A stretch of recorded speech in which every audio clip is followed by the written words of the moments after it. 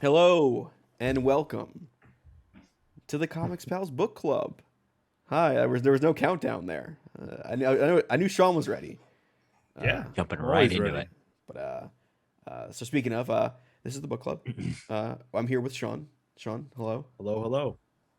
I'm here with Kale Oh, what's up, hot dogs? and Marco. What's up? You ever say Polo when people say your name? No, I got that as a kid, and I'm God. Yeah, I bet. desensitized to it. Yeah. I got Mary Kate and Ashley Olsen references. Like, oh, what are your sisters doing? I'm like, I don't have sisters. Shut up. It's spelled differently. But hi, welcome to the Comics Pals Book Club. This book club, this spooky October, is none Yes. other than probably one of the spookiest, if not the spookiest, of the big two event comics. This month we're tackling Blackest Night. This is an event book by Geoff Johns, art by Reis, inks by Eau Claire Albert, with additional inks by Rob Hunter, Julio Ferreira, Joe Prado, and colorist Alex Sinclair. Letters by Nick Napolitano as well. So this book was voted on by the patrons. So at patreon.com, if you guys want to support us there, every month you'll get a vote of at least 3 different books to decide on, and depending on whose pick wins, then the person hosts the show. So my pick was Blackest Night because this holds a dear soft spot in my fleshy, gargling heart, and I'm glad you guys decided to pick that with me. But yeah, so let's get into this book. First thing I like to ask whenever we do any kind of book club is what is your guys' history with Blackest Night? Marco, I'm curious about yours. Come on. Well, hold on. Let's not assume, Sean. When you assume, Excuse me. So I only know this because there was a time in my life where I was collecting or trying to collect every single Swamp Thing issue that has the character, and so I've read portions of Brightest Day. Yep. Because he was in that as the avatar for it, or like he was one of the lanterns that had it, which led into New 52 stuff. So I've only seen the Fallout, and only in the context of the search for the Swamp Thing Brightest Day with Constantine and I think Phantom Stranger. So that's all I know about it. I know people die. I know people got resurrected, and somehow there was the Green Lanterns were somehow involved. First time reading this event though. okay, all right. Kale, I'm curious what your history is with this. So with Blackest Night, this is actually the first time I read the full thing. What? I have a funny story actually. So there's a lot of background to this. So Geoff Johns is my OG. I've been reading Geoff Johns Green Lantern since Green Lantern Rebirth. I remember picking that up day one and being amazed. So that carried me through the Sinestro Corps War. That carried me through everything else, Rage of the Red Lanterns and stuff like that. Yeah. all of it. None of which I clearly remember. In high school, there was a store called Hastings, and they would, they had chairs and stuff. They would let you, they would let you read, books in the chairs or whatever. So I would take my weekly comics and I would just sit and read them. I didn't know any better. Did you buy them? No. Oh, I did buy. trash. I did. I didn't know. I did buy, trades and other stuff. I was facilitating, just not those. But I moved in college up to Fargo, North Dakota, just as Blackest Night was starting. Wait, Kale, is that That's the all. Fargo? Yeah. Oh, interesting. Okay. And so I went to the comic shop.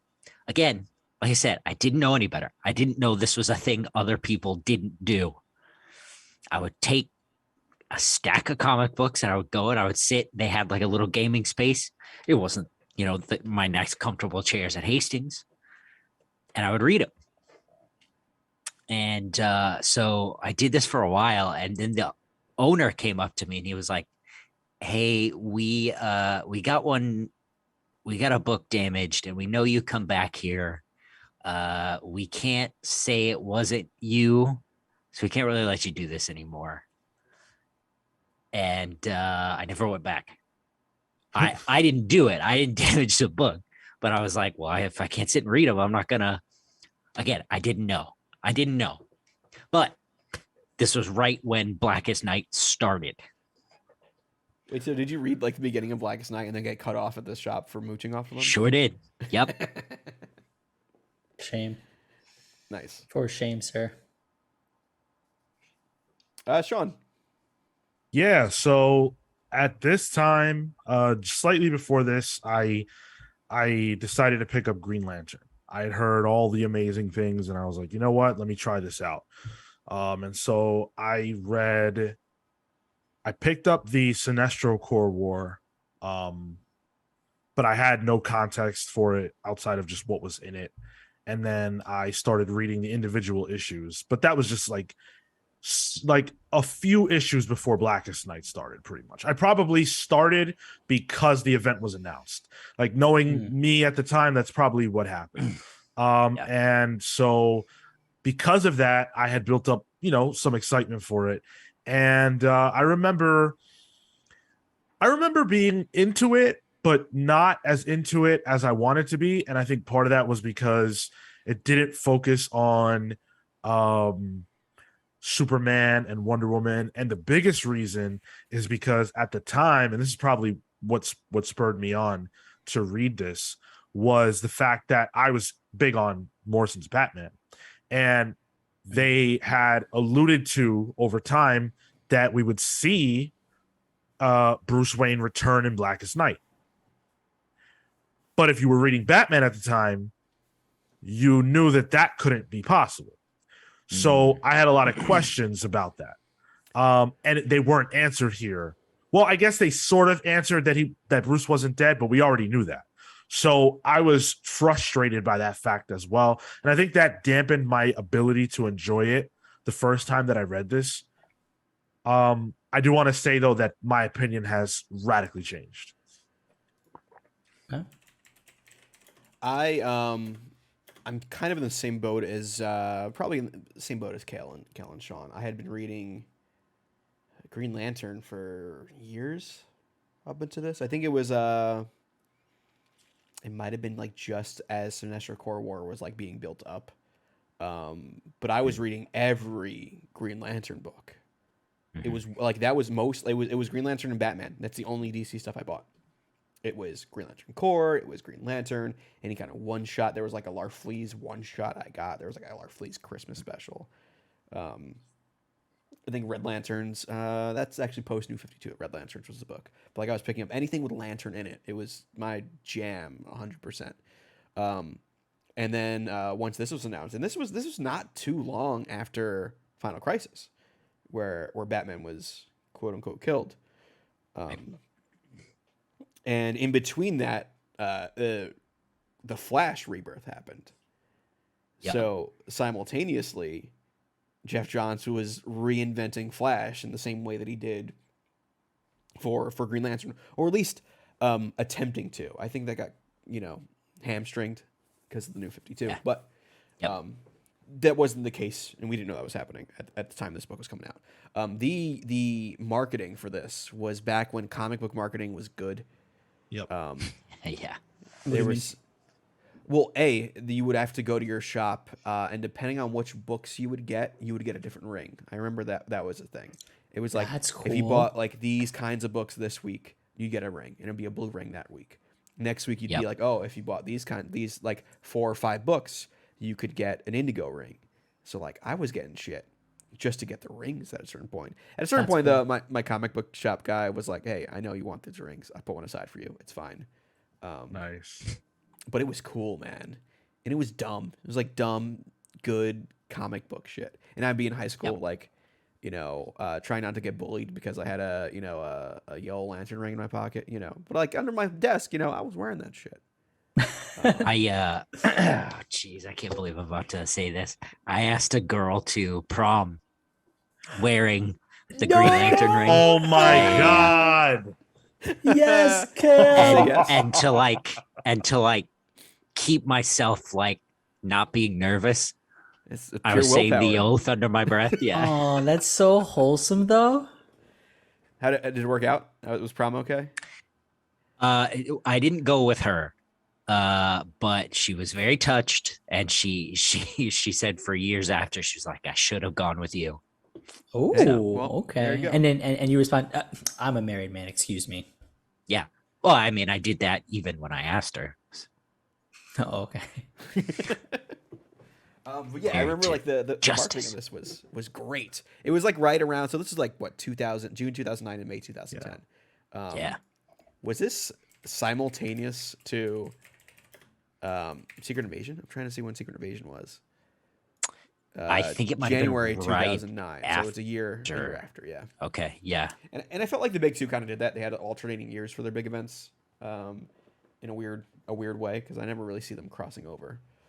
They ran events at the same time. Not big. Like I don't think anything was running during Final Crisis for Marvel, and nothing was running big for DC during like Secret Invasion.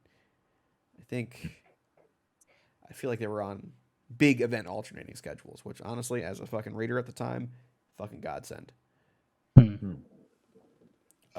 But yeah, so Blackest Night was going on, and it was like one of these books where like I was telling my friends like, yo, you gotta read Green Lantern. It's fantastic. Like, this is when word of mouth was also great, because social media kind of in its infancy, like how I learned about comics, and it was talking to my friends in school, talking to my friends outside of school, talking to people on MySpace, like I think I even had like a Green Lantern profile picture on my MySpace account. Man, I'm fucking dating myself hard here.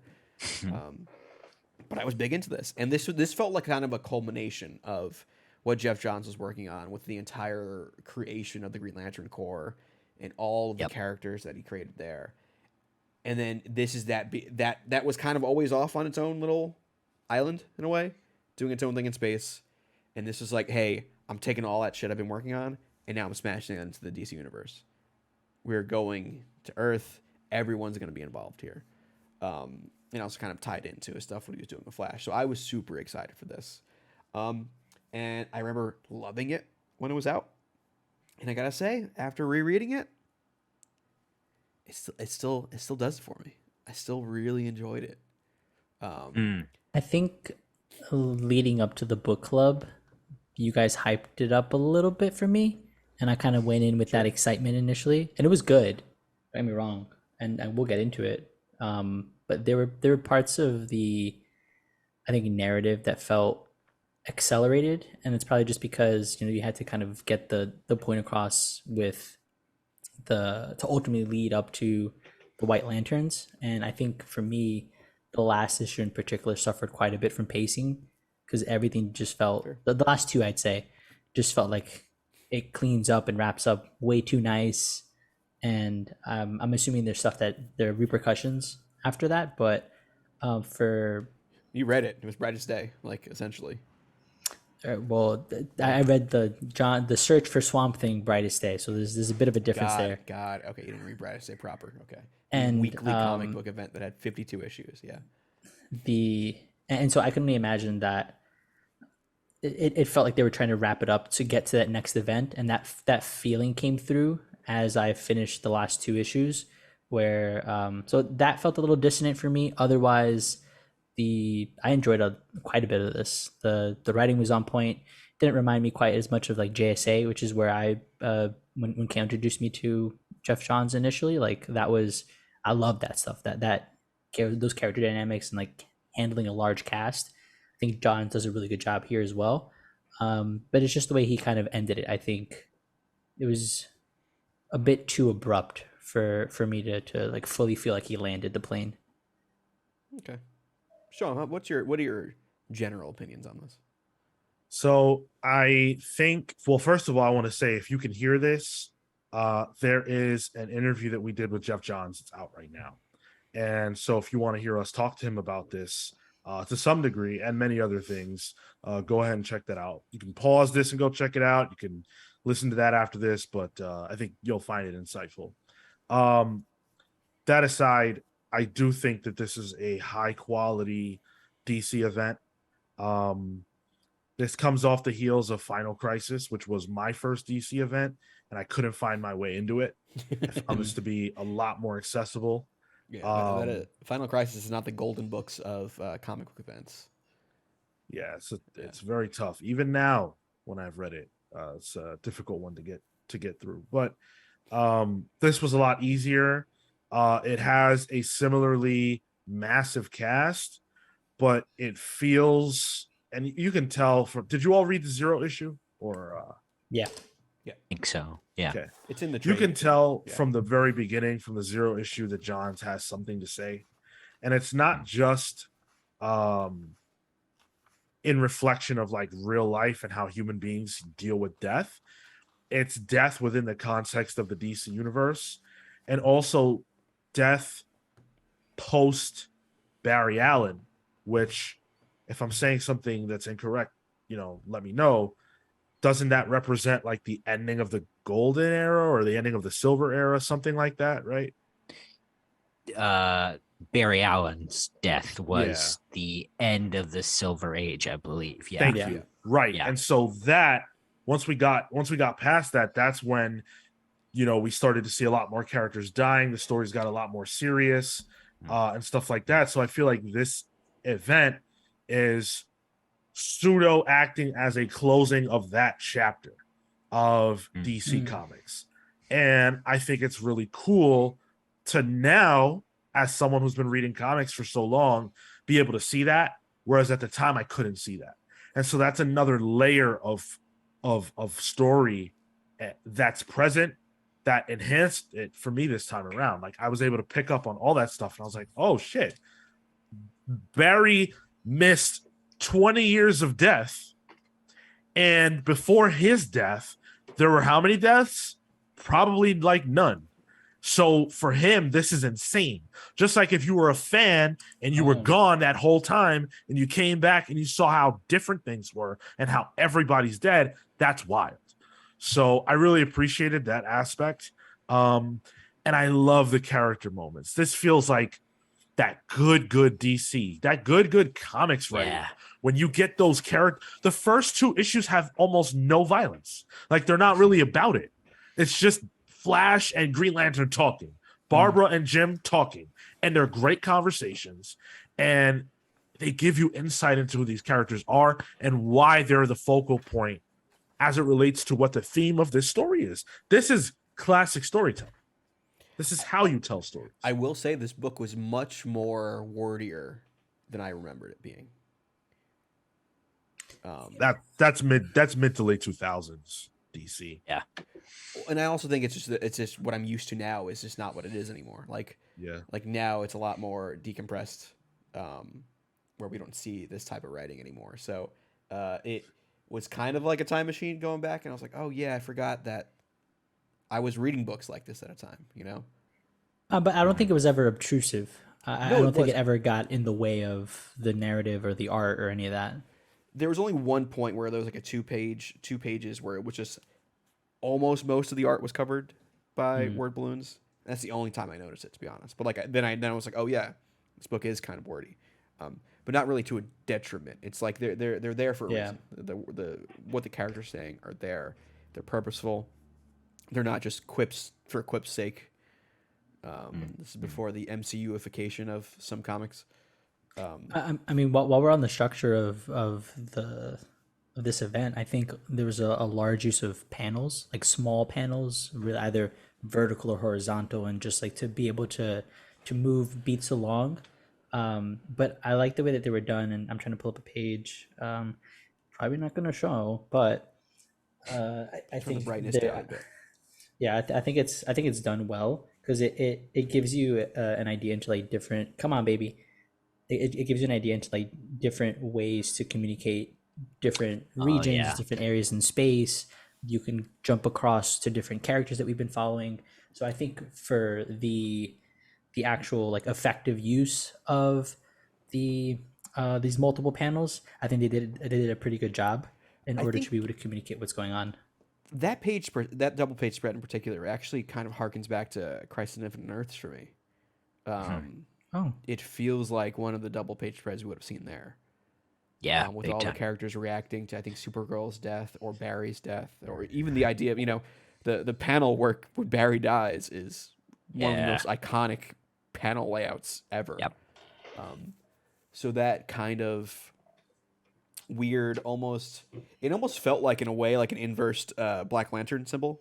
With the Black Lantern symbol is typically the diamond at the bottom with all the different lines going up top. yeah. So Okay. if it's inversed, you can kind of see the panel layout going that way. Hmm. It was with, I think, comics nowadays try to get a little too cute with paneling. Either it's a Tom King book where it's the 9-panel grid or a variation thereof, or a lot of books like currently they just like either screw paneling or we're gonna do a lot of big open panels so the art can shine. This is kind of a best of both worlds. It was like, hey, we're gonna shove a lot of fucking panels in here, but also like they're gonna be chock full of like actual content. Yeah. Do you guys think Geoff Johns is a cinematic Yes. writer? Yes. 100%. And I think it makes perfect sense because wasn't he Richard Donner's intern or something like that? That's right. Yeah. Yeah. Yeah. On the guy that did Superman. Oh, Yeah, wow. of course. I never read a 100%. script, so I can't Yeah. fully Yeah, tell. absolutely. You can tell when you look at to me at least, you can tell when you look at Geiger and you can tell when you look at Doomsday Clock. Sure. Yeah, those I agree. I think here, and maybe this is a Rice decision, or I don't know where the decision is, but there's a certain angle, like a camera shot angle that's taken. It's like slightly below. Yeah. Everything is up from is coming up from below. Like any double page spread, any single page spread.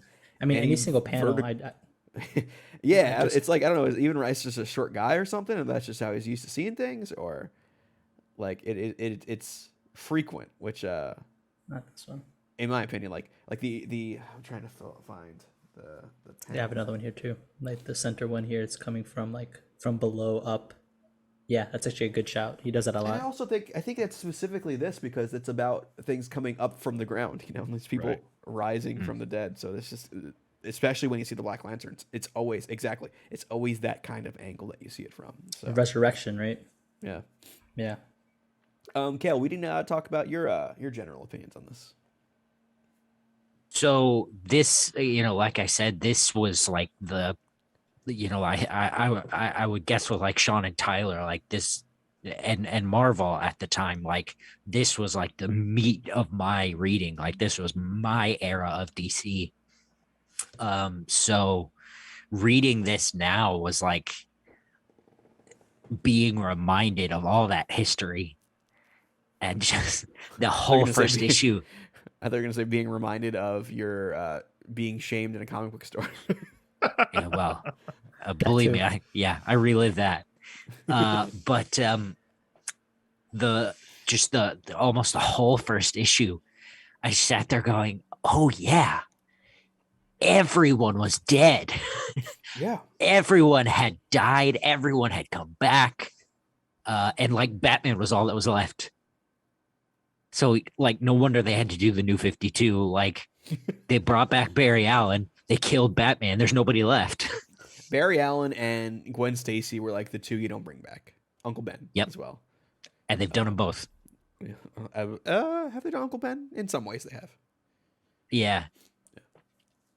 But I don't know. For me, I think I wish I could have taken more time to do stuff with the other lanterns. Like maybe like the starting from like the Sinestro Corps War or the War of the Lanterns. and building up to Blackest Night, because it didn't have the hype for me that it did way back when. Mm. Seeing the other heroes get the lantern rings and get like, get their emotions analyzed or whatever is rad. That's my type of shit. But it didn't have the weight that it did back then. Interesting. And Sorry, go ahead. please. Okay. No, keep going.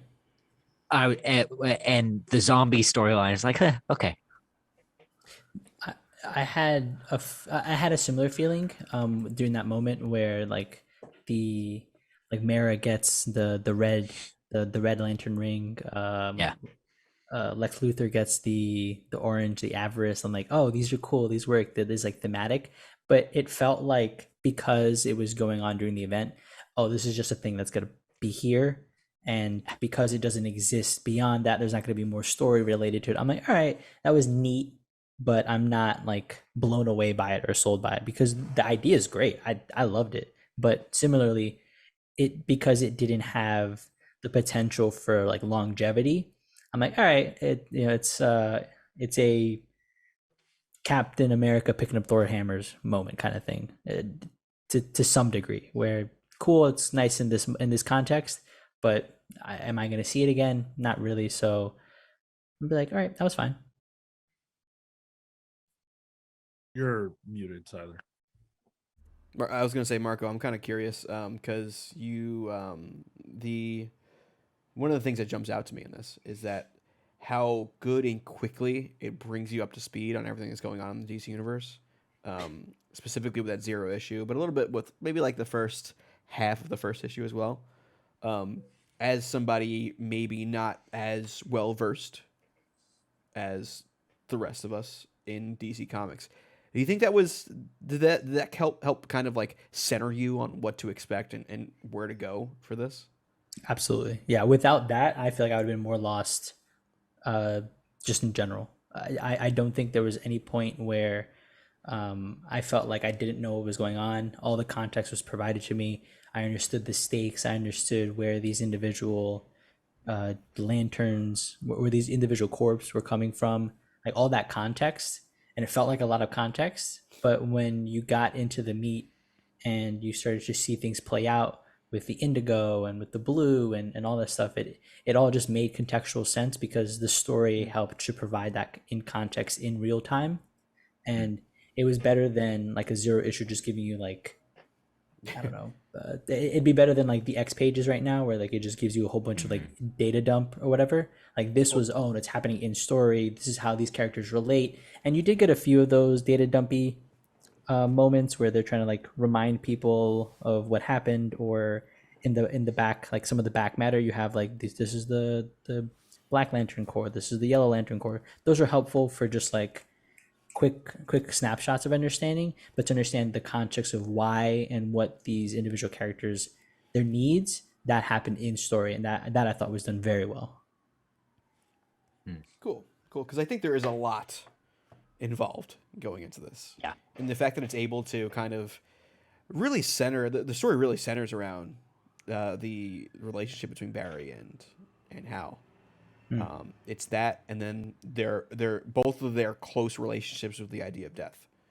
And so the fact that like those two and the idea of death alone has a lot of weight to it. You got to deal with Parallax. You got to deal with Infinite Crisis on Infinite Earths. It gets heady quickly when you try to get into that history. So the fact that it can even center you that quickly, I think is impressive, honestly. Like rereading this, I was like, wow, okay, that was straight to the point. It doesn't even feel necessarily like it's related to those events either. Like I'm sure there are beyond the anti-monitor popping up and maybe some call outs here or there. It doesn't feel like it's that tied to it that I feel like, oh, I didn't do homework. I hate that feeling in comics where, oh, something happened here that was probably happened in like the 80s or the 90s and they're building off of that, but they don't give me enough context to orient myself.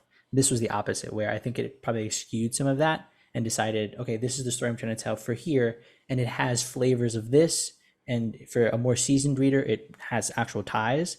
But for the newcomer, the person that's coming in, to Sean's earlier point about how easily it's accessible compared to Final Crisis, this I think very, very good job doing that. I think Johns is able to just center you into what what matters for the moment, and be able to take you on a story from there. He did the same thing with JSA, where I don't know these characters, I don't know the history, but they're on an adventure. This is what you need to know in context, and the rest of it plays out in the actual story. I think there's some relevant context that's worth pointing out about Geoff Johns, because first of all, this wasn't his first rodeo. Sure. Geoff Johns had already done Infinite Crisis, which was a success, and I think is looked back on very, very fondly. But it's go ahead. You can tell because they keep trying to emulate it over and over and over again. Yeah, Right. It's the Crisis for DC. Yeah. But he also is a DC historian, probably Big time. as far as people that have worked at DC go, top 5 historian. Easy. And he was tasked with, they basically said, take Flash and take Green Lantern and make them relevant again. And he did that. And he not only did he reactivate lapsed fans, but he also brought a lot of new people in. And bringing new people in on Barry Allen or, Hal Jordan, characters that were gone for a very long time, that takes a lot of talent, because how do I make people care about these people's resurrections? There are other Green Lanterns. There are other Flashes. Why is this one important? Mm-hmm. And that's why he's also the same writer who's capable of taking 4 years worth of buildup in all the Green Lantern stuff that he did, then adding every DC character to an 8-issue story and making you not feel lost if you've not read anything prior to this. That's talent. Yeah. And Absolutely a master. The other thing that was really impressive, I feel, on this too, was it simultaneously did that, where it if you're just reading Blackest Night 0 through 8, you got the whole story. But at the same time, it made me want to read the supplemental stuff. I wanted to read Green Lantern Corps at the time. I wanted to read. I remember reading the Blackest Night Batman, where it was like Dick and Damian. I think there's like a cover of them like torching Thomas and Martha Wayne, like they're zombies at one point. Yeah, I seem to recall that. Yeah, Tim Drake, I think, was involved in that too with his dad. He comes back. probably. Yeah. Where I was like, I was ravenous almost for all the supplemental material, which nowadays it's like, oh, please don't let there be supplemental material, because it's going to be it's going to be important for the story, and I don't want to read it. It's almost the exact opposite. Well, and the thing with Geoff Johns, like, he can narrow down so much information into a single moment.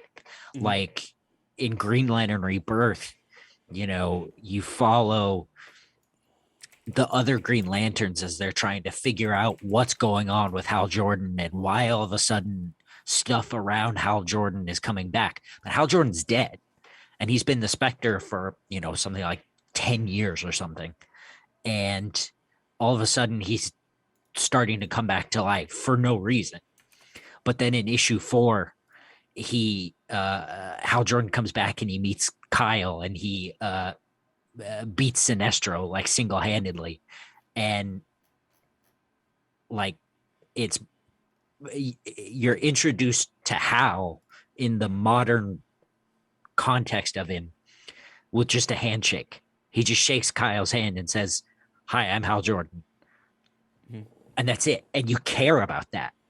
And that's exactly what you need to know about who that character is, and you're in. We should talk about what happens in this book. Sure. Yeah. Go ahead. I was gonna say, I mean, I was looking at the dates on this. So this came out around 2009 into early 2010. It looks like June 2009 to early 2010. So I was like, I was curious as to where this lined up with the dawn of the Walking Dead TV show, because this is kind of like right during that like zombie craze, and I was curious as to like where it lined up there. But essentially, what this is that the Green Lantern Corps is a thing, along with all the other spectrum of Crayola box of lanterns. You got indigo, red, yellow, orange, which is just one dude, green, and blue. That's all of them, right? Did I name them all? Red as well. And this deals with the Black Lanterns, which is just like this like long prophesized Lantern Corps that the Guardians have always kind of, they're like, oh, we fought this dude once, and it's always been seeded throughout Johns' Green Lantern run, and I think it was even seeded beyond that, back when like the Guardians were first. This is again Johns being an historian, being seated there, and this is the dawn of it. This is the Black Lanterns finally coming into play, and it deals with Black Hand being this D-list Green Lantern villain. He was not really important beforehand. Yep. He was just some like golden age guy, like Toy Man or something that Green Lantern would fight. This is when like Green Lantern would be actually weak against the color yellow, and Black Hand being this conduit for this evil entity that kind of encompasses the Black Lantern, and it sending out Black Lantern rings to revive the dead. And in doing so, it really tackles the idea of death in comic books in a weird way, in a very direct way.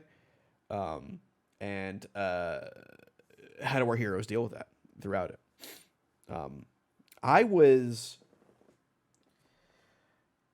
Sean brought it up before, but I think the idea of death in this is very interesting. I mean, yeah, this is exactly what the book's about. It's about the deaths and heroes coming back and forth from it. But the idea of how we perceive comic book death as being this transient thing, that, like, oh, it'll come back eventually, also being the way our heroes and the characters in the text view it, is something that really never came to mind until I read this. There's the moment between Hawkman and Hawkgirl where you also see or you're introduced into the consequences of what happens when you have a comic book death, because Kendra, I believe is her name, she doesn't have memories that he does, and for the sake of the story and like their argument, it feels a little contrived, and that is what ends up spurring them to get into a whole thing, and then they get attacked by like a plastic man and Sue. Elongated Man, actually. Is that Elongated Man? Okay. I'll help you read Identity Crisis one day. Oh.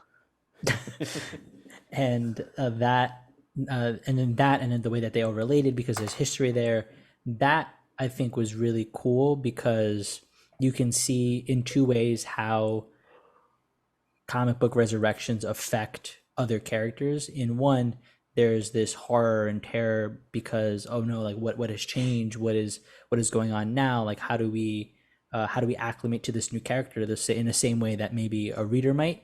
And then there are the people who, similar to Kendra, are like, oh, but what happened about this stuff? Like, somebody remembers the canon, you don't remember the canon. What is real? What should I be considering? Who should I take to identify who this character is and ground myself? And I thought that I had those feelings just by getting introduced to the fact that, well, these two have history. This one's dead and now brought back to life in a more graphic context. But then this one, with Hawkman and Kendra, they're both alive, but they're having different experiences in their mind about what has happened in the past. And I thought that was a really cool way to connect this theme of death to the individual characters, because then you start to see that more and more as other characters do, as to what was mentioned earlier, Barry coming back and being like, well, holy shit, all these people died. Like that affects me the same way it'll affect a reader, the same way it'll affect these characters. And I think it personally, it was very kind of eye-opening to see how like the characters were dealing with death here. Like Barry having to realize what happened with Sue Dibney and Elongated Man and Jean Loring, and like that's all through Identity Crisis, and it's a really fucked up story. And it's this character who didn't have to deal with fucked up stories because he was gone before those were really a thing. Having to come to terms with that, and having to come to terms with that death is like this horrible thing that happens to you, that is going to happen to you because you're in this line of work, you're a superhero, death will follow you. But at the same time, it's not the end. And this weird kind of dichotomy between the two, Um, Yeah. and then the idea that Hal died as a villain essentially when he was first killed. Barry died as a hero. And at the same time, Bruce is dead right now. A lot of the major Justice League people are dead. Like Martian Manhunter would have died like a year or two previously, who was like the heart of the Justice League. And then coming to terms with that as like this weird kind of thing that just comes with the territory of it all. And I think about that, and then I think about like most recently Dark Crisis of Infinite Nerds, and that bit with Nightwing, how he's just like, oh yeah, people just die. It was such a shrug compared to these guys actually feeling it here. Like there was still weight involved, even though they're also addressing the fact that people come back from the dead. It made me just realize like, oh, Dark Crisis tried to do something similar and didn't really work out, which kind of made me appreciate how John's handled that in this even more so. Well, we're seeing the same problem in Krakoa right now, where even in Exterminators they make a joke about, I think it's Jubilee who says, I think I'd rather just wake up on Krakoa, which implies I'd rather just let myself die and wake up and who cares. Yeah. This is the perfect example of how to have your cake and eat it too. You can say, hey, yeah, these characters will come back. But the fact that they died in the first place sucks because it affects not just them as an immediate person, but it cascades and affects everybody around them. And that's something that comics don't really deal with as much anymore. Look at how, what's his name? Oh my God, it's on the tip of my tongue. The small guy who gets big. Adam. Thank you. Look at how he is someone else there.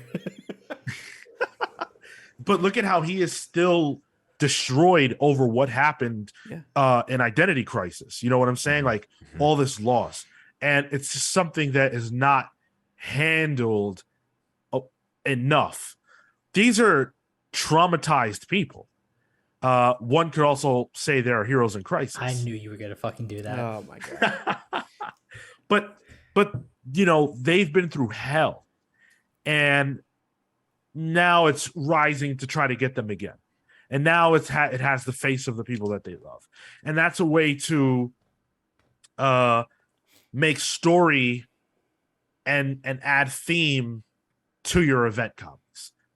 This book has all the action in the world, but you feel it because of not only what issues 0 and 1 do, but what Johns has been doing the whole time.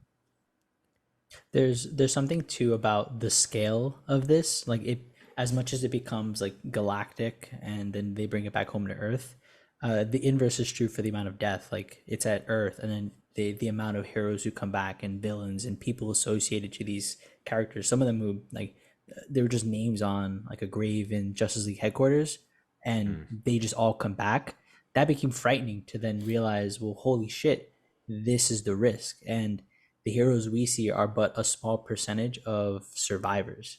And that, I don't know, that was bewildering for a second to like sit there and understand the gravity of that. And I think that was something that it was done really well as compared to Dark Crisis at the moment. You feel the weight of these deaths. To Tyler's point, you see that there's all of these have died, and yes, the big heroes, yes, the small heroes. Whereas in Dark Crisis, it's just the Justice League, and everyone's flipping out about this. But here, well, it's even regular people seemingly, and that's scary to think about. I mean, like specifically, Jean Loring and Sue Dibney are just the civilian, significant others of superheroes. Is the big fridge people? No. I mean, technically they were fridged, but they were not the original fridging, even though that is recreated in this. Jean Loring became Eclipso in between Identity Crisis and this. Totally forgot about that. I was wondering why she had a costume on. I was like, what the fuck? Yeah. One thing that it's not a knock on this book. Knock, isn't that what the Indigo Lanterns say? But high comedy. It's the fact that like a lot of this book, probably until like issue like 7, is like maybe issue like 6, is let's do an issue. We're gonna build up. Oh, here's another Black Lantern reveal. Look who we brought back now. Yeah. It is a lot of that, which I think is just like, that's just event comics, especially weekly. I ate that shit up. This was weekly? Or monthly rather. Every Oh. month when I would read the new issue, seeing like I remember when that scene where like the Justice League morgue for like the villains gets resurrected, and when I saw Dr. Light and Alexander Luthor back, I was like, oh shit. Even though they don't have any consequence to the actual story, but it's just a lot of these like cliffhangers are just cheap pops, which I think for an event book I will let slide, even though I have not been letting it slide for Dark Crisis.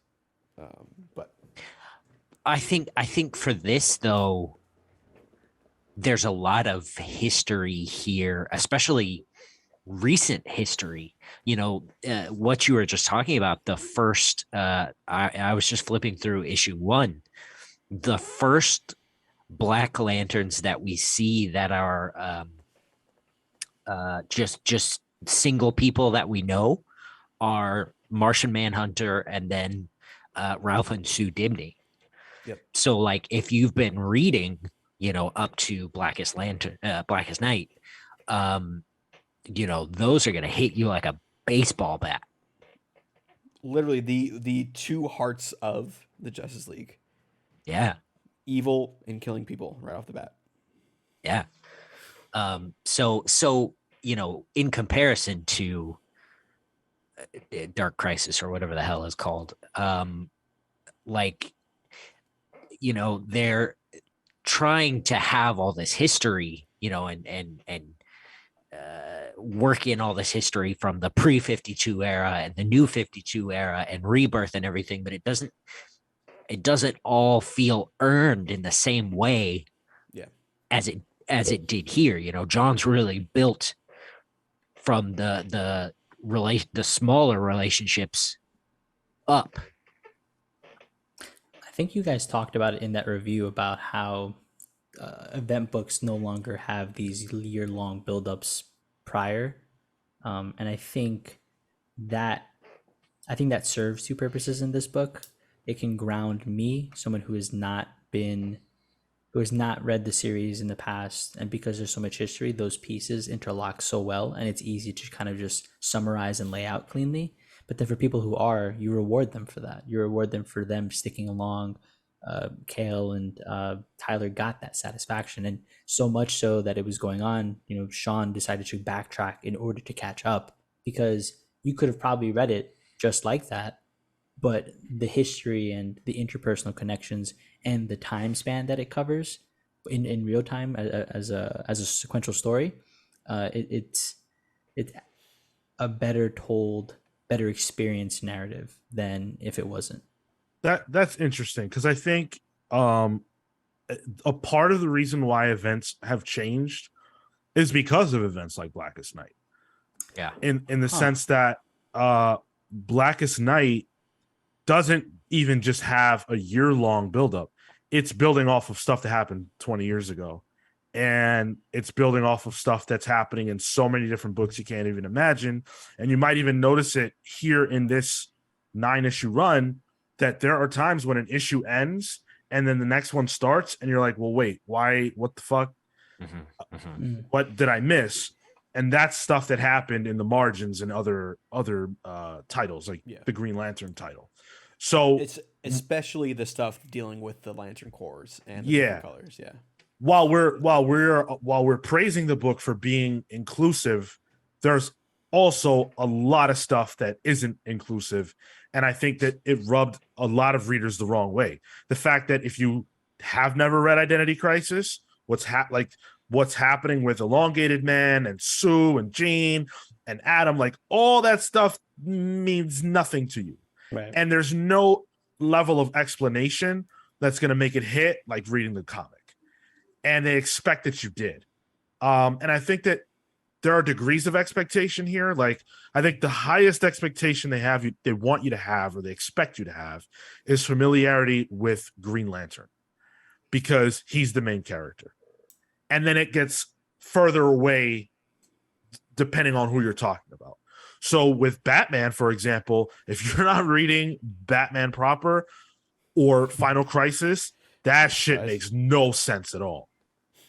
And that's tough if you have no context. So I appreciate it, but even at the time, there were moments where I was like, I don't get it.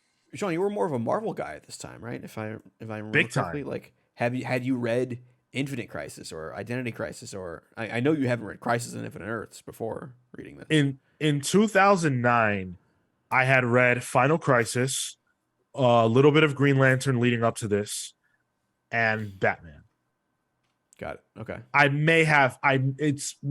read Identity Crisis. Maybe A scholar. Because I didn't. A lot of my friends at the time, I was the Marvel guy, and all my friends were really DC guys. So like, I knew about Identity Crisis. I knew about how fucked up that book was, and that's what made me read it. So like that negative response is not something I experienced. Which again, maybe that's an issue with like the internet being a thing. Like I didn't have a negative response to this because everyone I knew was hyped for it. But now you can listen to our pals polls and watch me shit on Dark Crisis, and that could cloud your opinion on a book. But so hearing you say that there were people kind of, for the reasons I really enjoyed it, not enjoying it because of the homework involved, is interesting. Okay. Well, if we were to really put our minds to it, which we certainly don't need to, I would say that at the very least from DC, but I think if you think about it, probably Marvel too, this is one of the last events that's like this. Most events after this stopped doing the whole like, hey, if you haven't been reading us for 20 years, you're not going to know what the fuck's going on. And you better go spend $4 on that fucking shitty tie-in that you don't care about, because otherwise this will make no sense. And the criticism was there, and that's why they changed. I think if Marvel and DC could have had it their way, events would have always been like this, because it's more profitable that way, to be able to force people to buy tie-ins and stuff like that. Or to say, hey, we're going to reissue Identity Crisis with a new cover so that you can go out and buy it because you don't know who Ralph and Sue Dibny are. Yeah, now they just have shitty movies where they do that for. What's the Black Adam tagline? The hierarchy of the DC universe is going to change. Yeah, and it changed, I think, with Flashpoint. I think Flashpoint was kind of the opposite, and then shit hasn't been the same since. It hasn't come out yet. It was absolutely. Marco, you triggered me there. I know that was your objective, but I heard that and I felt it in my lungs. So one of the other criticisms that I had at the time, and I don't share anymore, was like, again, because I had such a limited history with DC, there were only so many characters that I cared about. So Wonder Woman and Superman were two of them, and Batman as well, and they're not in this at all. Like they're like Wonder Woman and Superman are there, but I think Superman has one dialogue balloon, and that's about it. They're not really a part of the story, and that was really weird to me. Flash I had no connection to, so him being one of the central characters, I was like, I don't get this. Now, again, and this is why I love doing this so much, is we go back and we read these, and I'm like, oh my God, I was missing so much. And that's why I love events from back then, because they rewarded you for being such a fan. There are so many moments here. Like, for example, Pariah's in this book.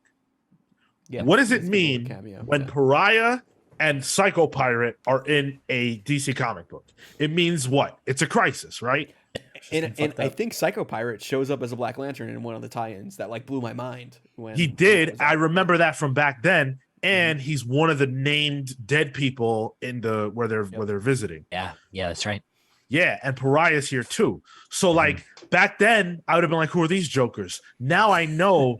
Oh wow! So like in Geoff Johns' way, he's saying, "Hey guys, this is a crisis level event for me. They won't let me call it that because we just did Final Crisis, but this here is a crisis."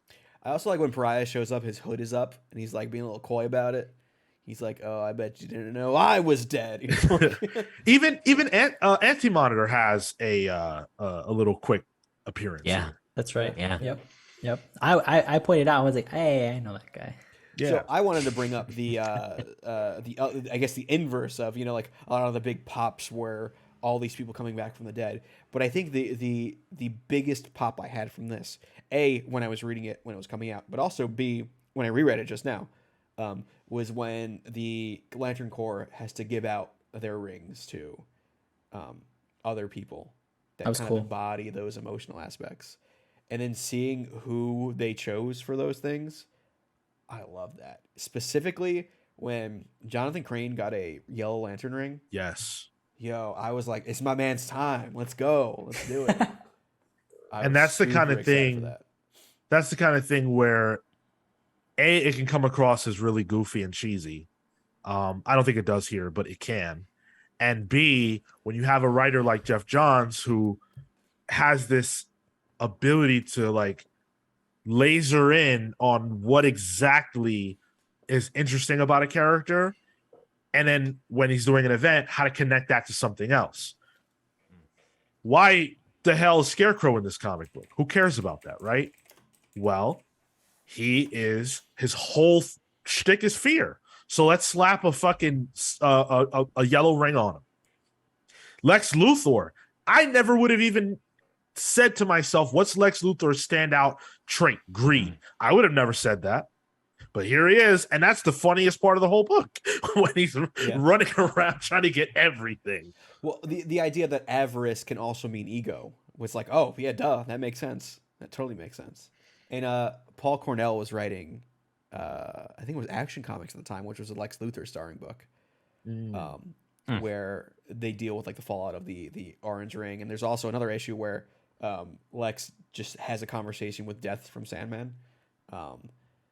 What? Fantastic run of Action Comics. It's peak Lex Luthor for me.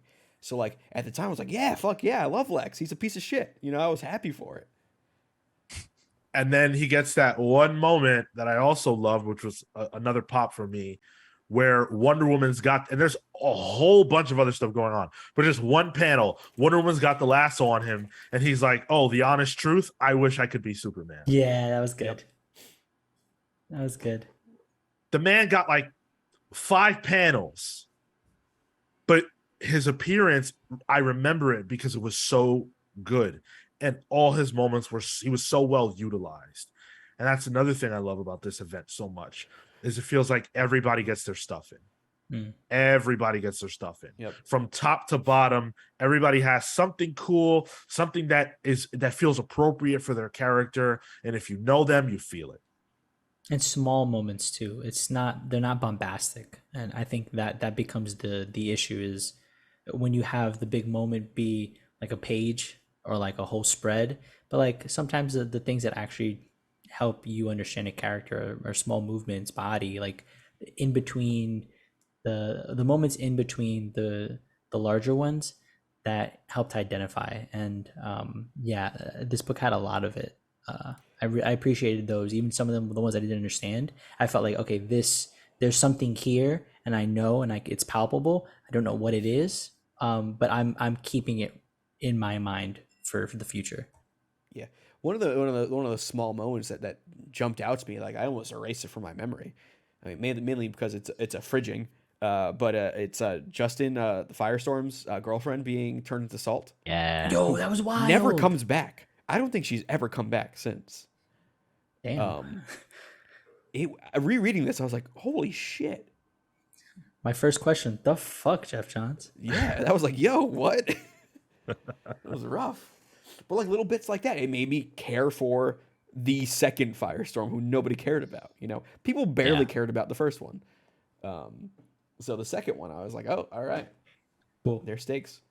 And we're doing this, this was the Halloween pick, the October pick on Patreon, and there's quite a bit of like horror stuff. Some, I wouldn't say graphic, but like teetering on being that, and some stuff that's just scary without trying to be gory or anything like that. Like Aquaman, I thought was crazy in this.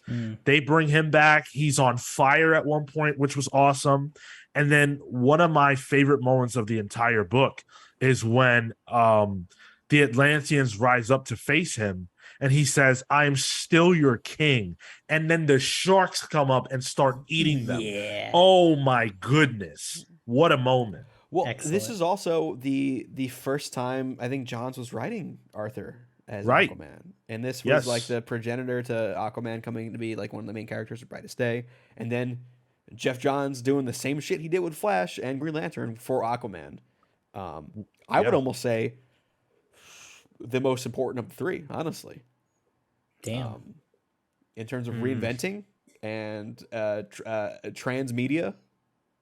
Like the whole identity of the Aquaman character changed from this is a meme, we can joke Yeah. about it, to This is he might a actually kind of legitimate- kick ass. Well, you got to hook Aquaman from the 90s. Yeah. A We fish gotta joke. hook 'em. Haha.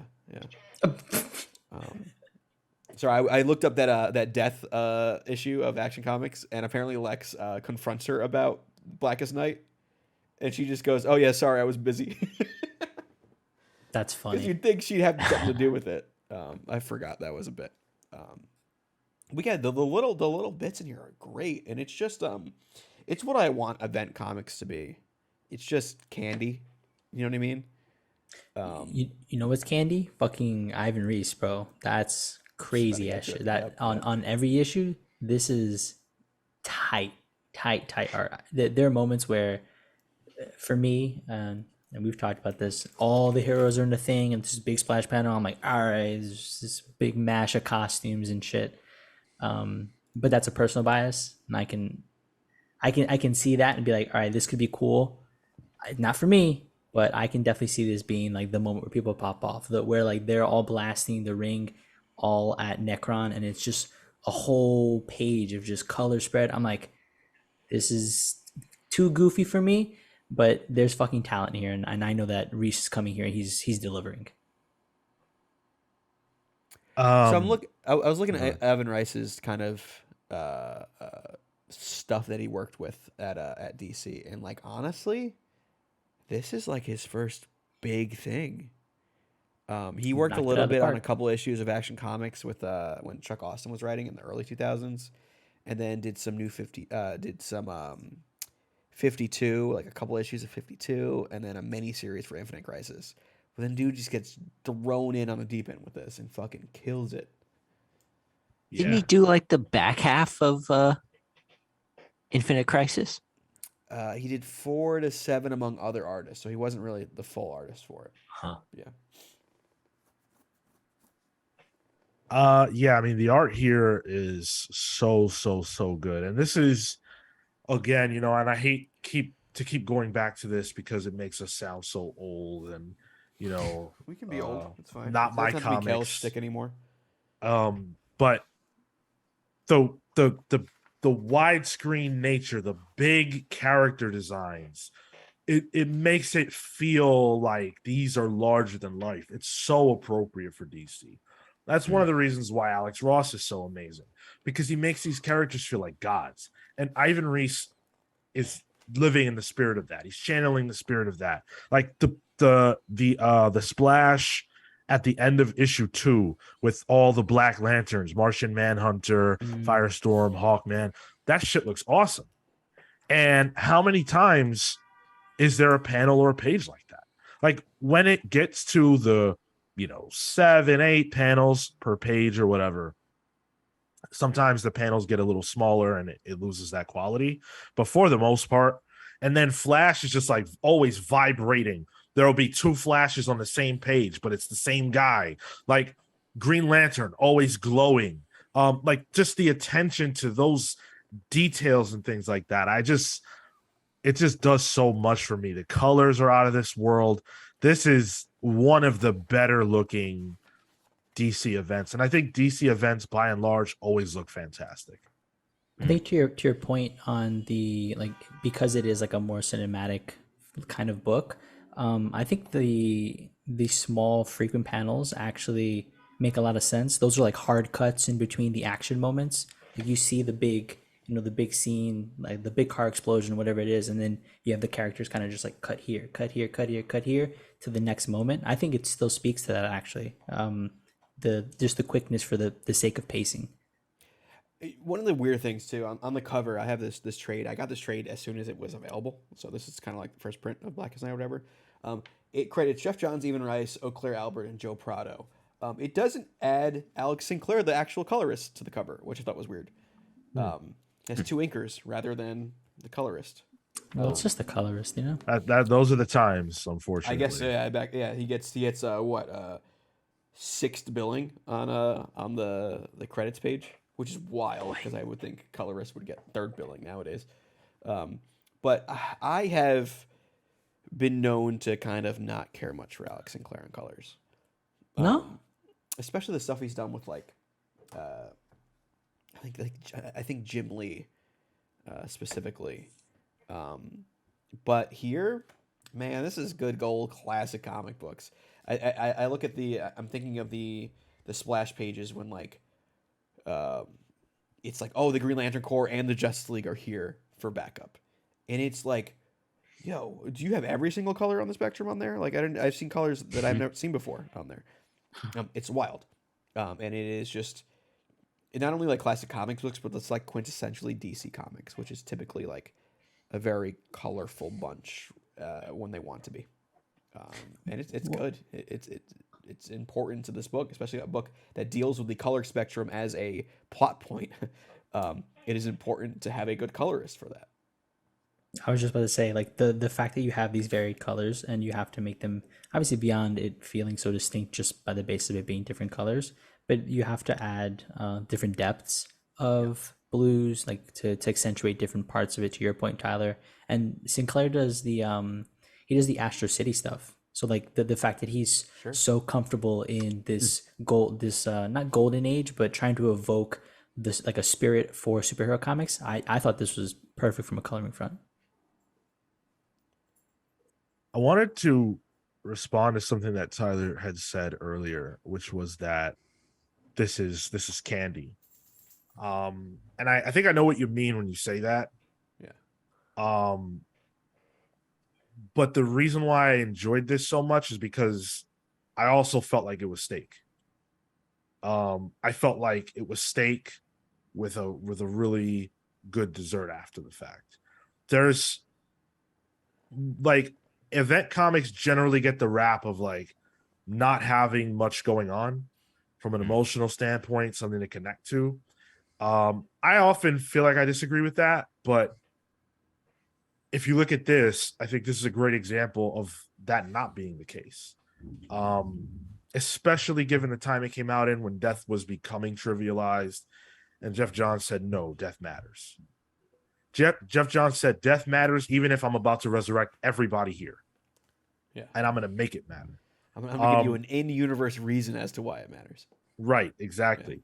Yeah. And, we read comics. I don't think we read comics for the stories. I really don't. I think people read comics for the characters. And this is a character-focused book. Yeah, there's zombies. Cool. Go watch The Walking Dead. Go read Marvel Zombies. That's not the point of this. The point of, listen, not that I'm recommending those. Yeah, don't read Marvel Zombies. The point of this is how death impacts these characters. And I love that. I love that there's something underneath the hood. It's a pretty book. Ivan Reis does a phenomenal job. Alex Sinclair, everybody involved does a great job.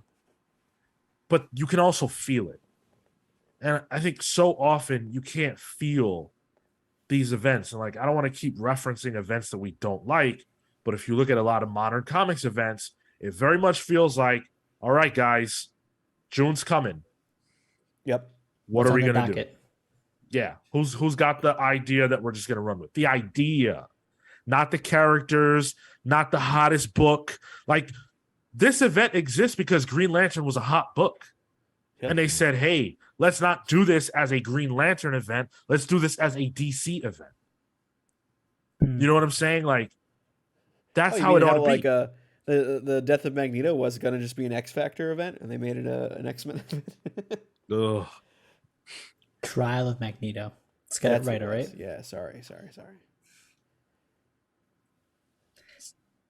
I think that's an important bit though. Like, I agree. Like it's not more of a like does it matter part. I hate the idea of like does it matter in comics. No, nothing matters. It's comic books. But can there be an emotional weight behind things? Yeah, and honestly, it's kind of one of the reasons why I enjoyed most of Heroes in Crisis when it was coming out, because I felt like that was an Here we go. emotional. Well, it was an emotional kind of. It gave me a tether, and then it completely destroyed the characters of a lot of people, which Apologist Tom over is here. admitted to. But the idea was there. It wasn't an idea as much of a. It was character driven first. But yeah, now I think I agree. It's like, all right, what's our summer blockbuster? We're just gonna be doing what the movies do, really. Yeah. Like this came out in January. Imagine an event book starting in January. Like even that doesn't make sense to me anymore. Yeah, it's kind of odd. Yeah, ended Oh, in wow. October. Go ahead. So it ended in Halloween. Maybe that was the idea. But I just was scanning and I saw the page with Azrael, the resurrected Azrael. yeah. That was pretty cool. I don't even think I knew who that character was when I was reading this. Oh, really? At least not that costume. Oh, I might have known him from Nightfall or whatever. But I had Yeah. I had an Azrael toy, so that's why he stuck out oh, to did me. you? I do want to say, I think, we've praised this nonstop. The ending of the book, I don't think is as strong as everything that comes before. Seeing the Lantern Corps, all the different Lantern Corps team up is great if you've been reading Yeah. what Geoff has been doing, and I loved all that. Mm. But Necron has no character. And I think that's probably one of the things that almost every DC event suffers from, which is that the end villain never matters. Like they never have like a real character going for them. And I think Perpetua. irrelevant. I like that picture. I think the reason why this event suffers less is because it uses the dead heroes as an emotional connection. So that's what you're dealing with, similar to why Civil War was so successful, because you care about the characters on both sides of the spectrum. But once Necron comes out, it really just becomes about like, okay, let's beat this guy Yeah. and call it a day. It's the final act of any MCU movie. Yeah. Yeah. Yeah. I do think there was one kind of way of writing off Necron as not really having a character, because they kind of considered him like the parallax of the Black Lantern Corps. He's more of this entity, which kind of made him like, oh, he's just a force of nature, Black Hand is the character. And that's what I was gonna say is the moment that they tied him and they took him away from being a concept to tying him to, oh, this is how we beat him tangibly, that sort of took away some of his like power for me, because he'd always just been tied to Black Hand in that case. Then at any point somebody could have realized that and just like done away with Black Hand somehow, and we wouldn't have spawned all this. And that felt like a very just, we're going to clean this up kind of moment, which is why I felt like the end was a bit accelerated. We should talk about Black Hand. We haven't really mentioned him at all. William Hand. Did you know his name is a play on Bill Finger? Oh, I did not. Yeah. Interesting. Yeah, Marco with that Wikipedia Google search. You know it, baby. So this is a weird dude. Very weird dude. Is he like the lowest tier character to be the primary villain of an event?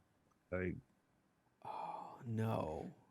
Probably No, pretty he's close. not. He's not. I would say Original Sin, the Orb. oh my god. The Orb? The Orb, man. Yep. Yo, You Original got Sin's it. kind of my jam. Original You Sin's got my it. jam, yeah. You got it. That's very funny. So I like him. I like Black Hand and what's done with him here. He doesn't feel like, he kind of feels like which again, every DC event does this, the one random guy who's got this crazy power boost who now we're supposed to care about. So that was Yep. a little tough. I thought the verses at the end of each issue added context for this character. Sure. This is a sick dude. I almost Sean, wish they had been able to do a little bit more with him. did you read? I don't know if this was a Blackest Night tie-in or if it was the Fear Itself Black Hand issue. Fear itself. Remember the Villains Month where they had the 3D covers? It was called Fear itself. Fear, No, Forever Evil. Forever Evil. Forever Evil. Forever Sorry, Evil. Okay, because getting I'm like mixed up Fear with itself's the- that Marvel event. That's the one with the weird juggernaut. Yeah. No, the Forever Evil Villains Month, a 3D Black Hand cover. There was an issue written by Geoff Johns that did do his backstory, and it's even more fucked up than you'd think. Oh wow. He like kills his dad with like a hammer and like lets his body rot and stuff, and it's gross. But I don't remember when it was. If it was during Blackest Night, I think that's smart because it makes it gives you context to why you should care about this guy being a real weirdo. But yeah, even prior to this, we didn't really get much Black Hand from what I remember. Like he escaped. That's all I Yeah. remember. It was like, oh, And he it was like a D-list character. disappears and Yeah. shows up again. I think a critique for that is you could have replaced him with any villain. I don't think there was anything that made him stick out. Like he felt like an X factor. You could replace whoever you kind of want, and that's pretty much it. I would say the inverse. It's cool seeing some guy become a rogues gallery contender. But like, is he going to be a contender if he's not tied to Necron? He showed up since. Right. Yeah. He's not always Necron's little butt buddy, but it's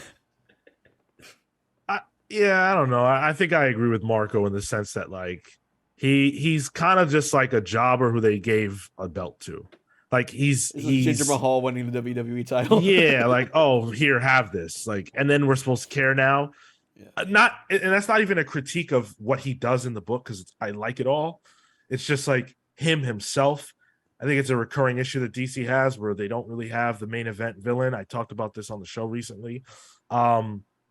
But That's true. honestly, I feel like I was reading this thinking, shit, are they building to like a really cool like horror movie villain type of backstory with this character, like a mini series where we're just going to see him be the Jason of DC Comics, where he's just running around killing people? Like it was so creepy. Kalima all around. Well, the first thing we see him do in this book is he digs up we don't know which body it is, but we know he digs up a body, and then we later find out it's this quote unquote Bruce Wayne Skull, right? and he just licks the eye hole of it. I was like, yo, Sick. I fucks with this dude. And he's just been a random killer his whole life. Like he's just he was just a murderer, and that's it. Like now he's this. I don't even think he was that. I think he just had a weird hand power. Like he was like just a weird golden age villain. Like they weren't dark. He just like had a weird glove or something like that. Oh man, I love it. Yeah, I wish they would have built Necron to be a bit more. I think that would have added even more weight to this. Beyond, because the only thing I was hanging on to was the interpersonal connections between these heroes. But had you given me more of like a fear that I needed a reason to really be afraid of what was going to happen at the end, I think this would have been even like 2 times better than what it was. Well, I think the problem sort of became that they gave Necron a personality. They gave him dialogue as opposed to, if he's Parallax, in the, as a force of nature, let him wipe everybody out, make him a thing that they have to physically stop. Don't make him a person. You have Black Hand for that. Exactly.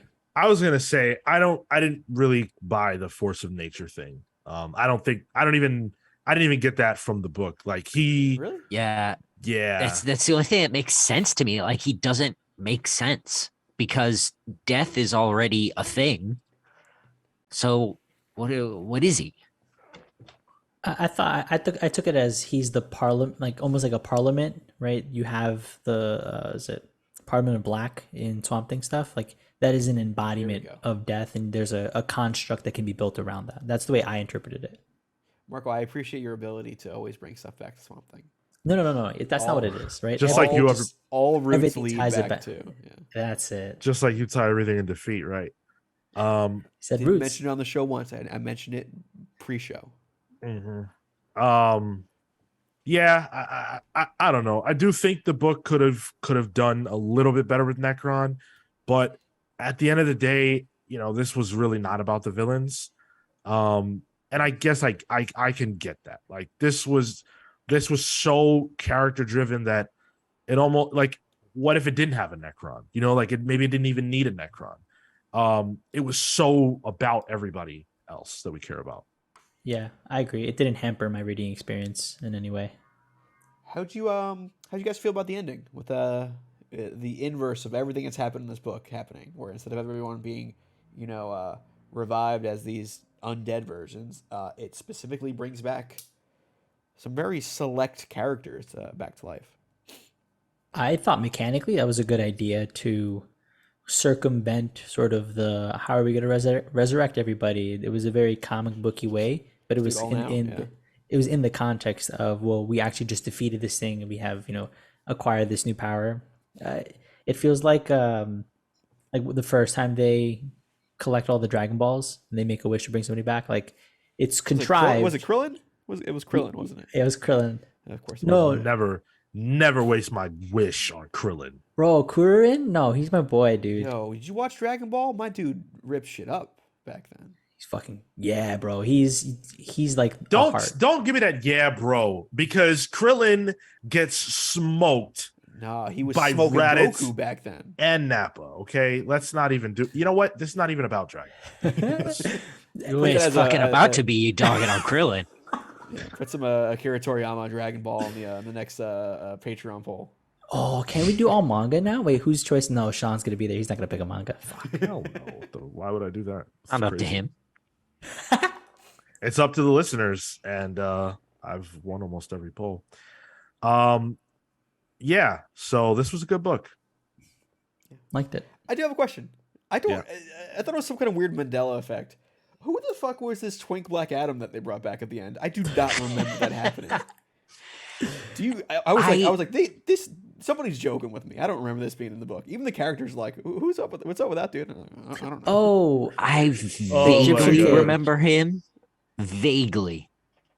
But, I mean, at this point, sort of like I said earlier, just fucking anything goes at this point.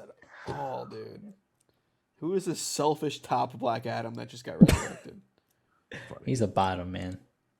I have a question as we wrap up. Which color on the color spectrum for the lanterns do you feel you would most likely be recruited or conscripted into? Can we guess other people's? Sure. Huh. I would say for me, I don't know how you do this without tooting your own horn. For me, it would probably be compassion. Ooh. Oh, interesting.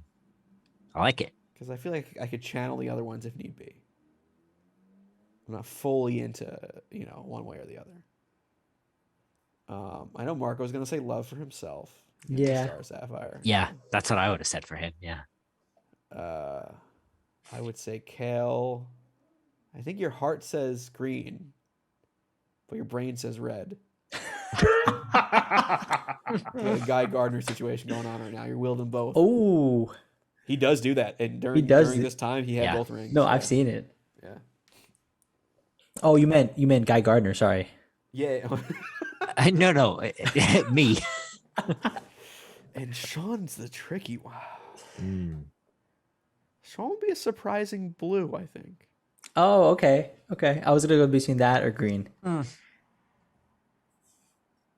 Who's orange? That makes sense.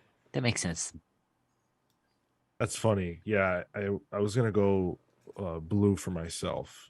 Like, I would like to say green, but I think it would be blue, or maybe yellow. I don't know. Yellow's the one like you don't expect yourself to get yellow, and then like it just speaks to you, sort of. Yeah. Like, One of my Marco would favorite get yellow. Just it wouldn't make sense, but it would. Yeah. Maybe. I love when Batman had it. Oh yeah. He got green once too. Yeah.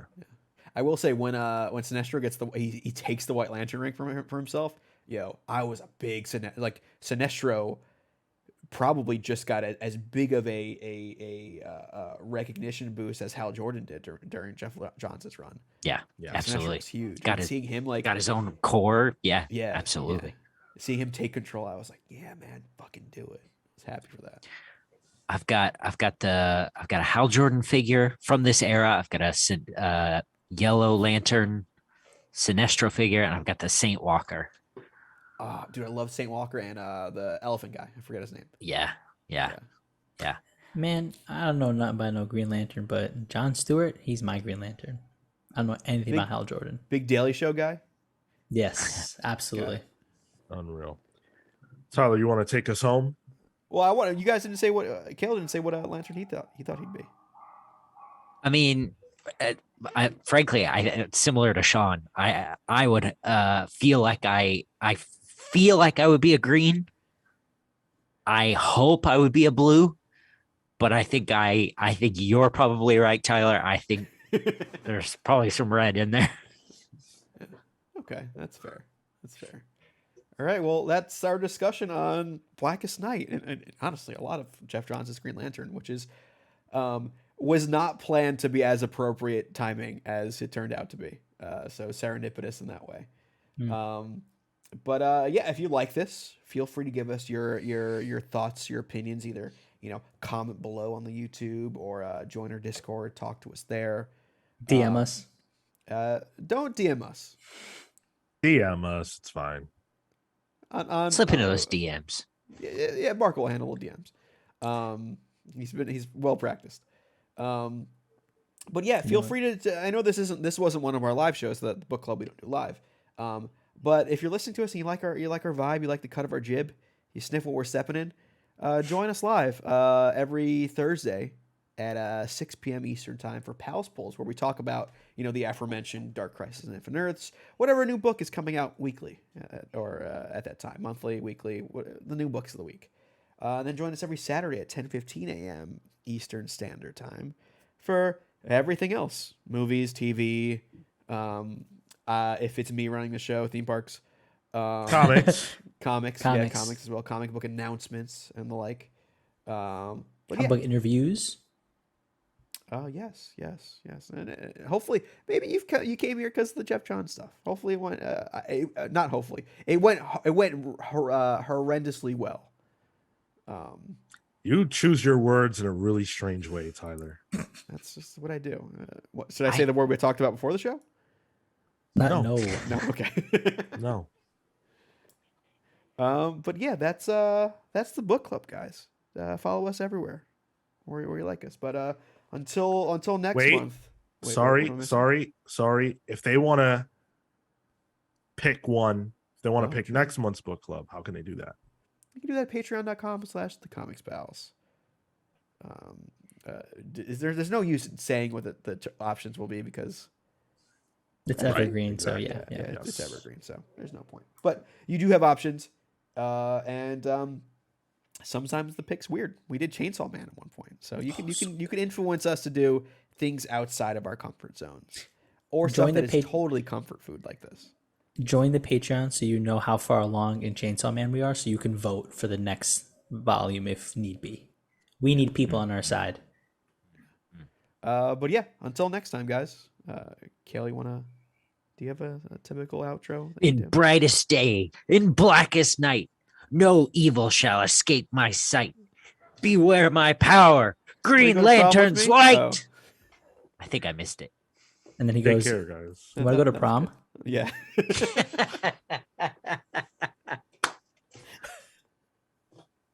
That's embarrassing, but thanks for sharing with it, Cal. All right, guys. See ya. Big flowers in my hand and everything.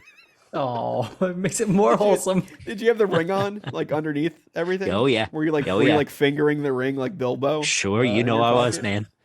All right. Well, join the Patreon if you want more of that too. But that's the show. We'll see you guys.